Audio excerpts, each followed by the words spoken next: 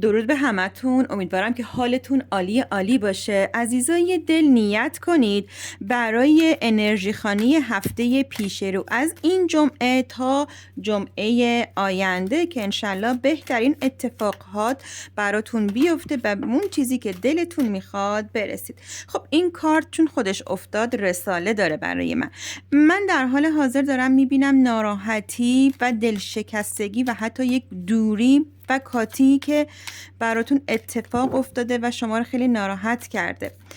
انشالله که برای شما حل و فصل شدنش رو همینجا برای ما بندازه و شما عزیزان رو ببینین. خوشحالی در بابت این ناراحتی و دلشکستگی که داری برات هست.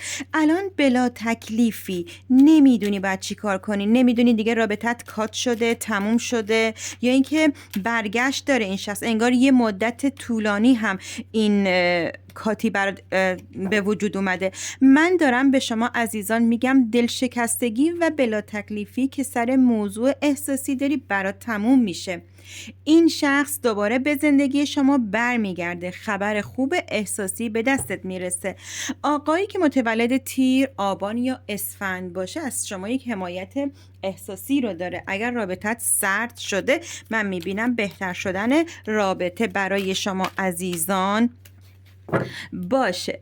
برای شما که ببینین، من دارم شمایی که الان کات هستی و داری این پست رو میبینی، این رابطه به واسطه یک دعایی که یک شخص سوم برای رابطه شما زده شده به وجود اومده، ولی خیلی زود انرژی این دعا داره حالا تموم میشه و شخص رو میبینم که به سمت شما دوباره برمیگرده. خیلی زودم برمیگرده، شاید تا یک وعده آینده حتی باشه برمیگرده. از تنهایی که داری دیگه کلافه شدی، ولی نگران نباش که قرار دوباره شما در کنار هم قرار بگیرید. منتظر یک پولی هستی که این پول با تأخیر به دستت میرسه.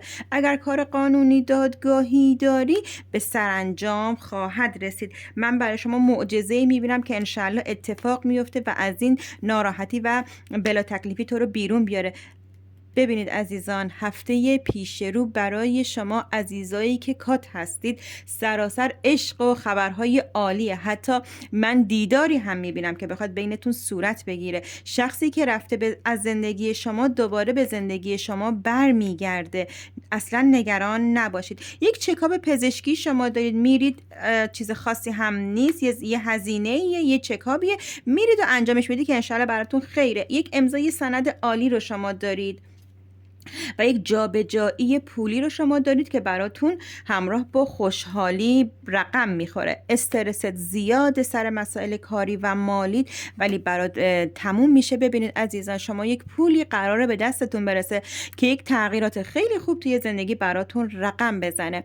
برای شما عزیزان دارم میبینم میخوای حالا خرید و فروشی داشته باشی، یک ملکی رو جابجا کنی، یک خرید و فروش عالی برات رقم میخوره. اگر پول مالا برای خرید و فروشت پولی کم داری، من اون پول رو میبینم که به دستت برسه و بخوای معاملت رو انجام بدی. فقط اینجا داره بهت میگه خیلی مواظب باش، اگر معامله پیش رو داری کلاهی سرت نذارن یا از اون چیزی که هست حق بیشتری ازت بگیرن که باعث ناراحتیت نشه. برای شما خوبان، برای شما عزیزان جانی که کات هستید و خیلی نگرانی و خیلی استرس داری، من از همینجا بهت میگم، قول بهت میدم که این شخص به زندگی دوباره برمیگرده. این شخص دوباره برمیگرده، پشیمون برمیگرده و ازت عذرخواهی میکنه و شما دوباره در کنار هم قرار میگیرید. دل سرد نباش، این دل سردی و نگرانی رو کنار بذار.